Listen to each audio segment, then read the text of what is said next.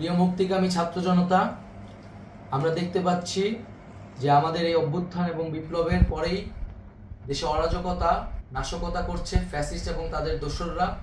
আমরা দেখতে পাচ্ছি যে বিভিন্ন জায়গায় এখন গোলাগুলি চলছে, মন্দিরে হামলা হচ্ছে এবং নাশকতা ও লুটপাট করছে।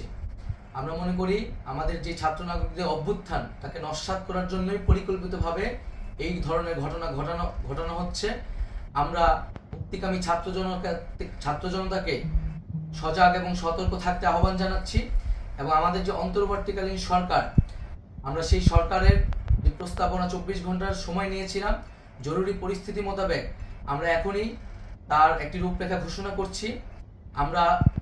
আমরা সিদ্ধান্ত নিয়েছি যে সর্বজন গ্রহণযোগ্য আন্তর্জাতিক খ্যাতিসম্পন্ন নোবেল পুরস্কার বিজয়ী ডক্টর মোহাম্মদ ইউনূসকে প্রধান উপদেষ্টা করে অন্তর্বর্তীকালীন সরকার গঠন করা হবে এবং ডক্টর মোহাম্মদ ইউনূসের সাথেও আমাদের কথা হয়েছে।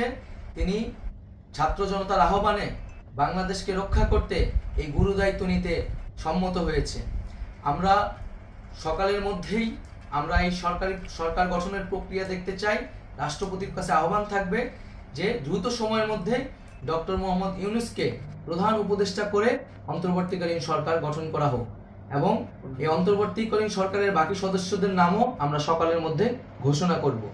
প্রিয় বন্ধুগণ, দেশে যে অরাজকতা চলছে, মানুষের জীবনে নিরাপত্তাহীনতা চলছে, সেজন্য আমরা রাষ্ট্রপতির কাছে আহ্বান জানাচ্ছি দেশে আইন শৃঙ্খলা পরিবেশ ফিরিয়ে আনার জন্য দ্রুত সময়ের মধ্যে কার্যকর ব্যবস্থা নিতে হবে এবং আইন শৃঙ্খলা বাহিনীকে সহযোগিতা করার জন্য মুক্তিকামী ছাত্র জনতাও রাজপথে থাকবে এবং অন্তর্বর্তীকালীন সরকার গঠন না হওয়া পর্যন্ত মুক্তিকামী ছাত্র জনতাকে রাজপথে থেকে তাদের যে অভ্যুত্থান, সেই অভ্যুত্থানকে রক্ষা করতে হবে।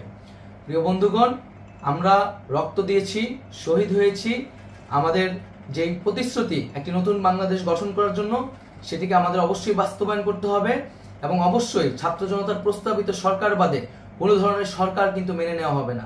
আমরা বলেছি কোনো ধরনের সেনাশাসিত সরকার অথবা সেনা সমর্থিত সরকার অথবা এই ফ্যাসিস্টদের দোসরদের কোনো বিটিম সরকার কিন্তু আমরা মেনে নিব না। কোনো গণবিরোধী সরকারকে মেনে নেওয়া হবে না। ছাত্র জনতার অভ্যুত্থানকারী যে প্রস্তাবিত সরকার, অন্তর্বর্তীকালীন সরকার, যেটা আমরা সিদ্ধান্ত উপনীত হয়েছি ডক্টর মোহাম্মদ ইউনূসকে প্রধান উপদেষ্টা করে এই সরকার গঠন করা হবে, সেই সরকারকেই বাস্তবায়ন করতে হবে অবিলম্বে। আগামীকাল সকাল থেকে সকলকে আহ্বান জানাচ্ছি রাজপথে থাকার জন্য এবং আমাদের যেই সাম্প্রদায়িক সম্প্রীতি এবং রাষ্ট্রীয় সম্পদ রক্ষা কমিটির ঘোষণা হয়েছে বৈষম্যবিরোধী ছাত্র আন্দোলনের নেতৃত্বে, সকল পাড়ায় পাড়ায় এলাকায় এলাকায় সেই কমিটি পাহারায় থাকবে। আমাদের সংখ্যালঘু কমিউনিটিকে আমাদের রক্ষা করতে হবে, রাষ্ট্রীয় সম্পদ এবং এই দেশকে রক্ষা করতে হবে আমাদের।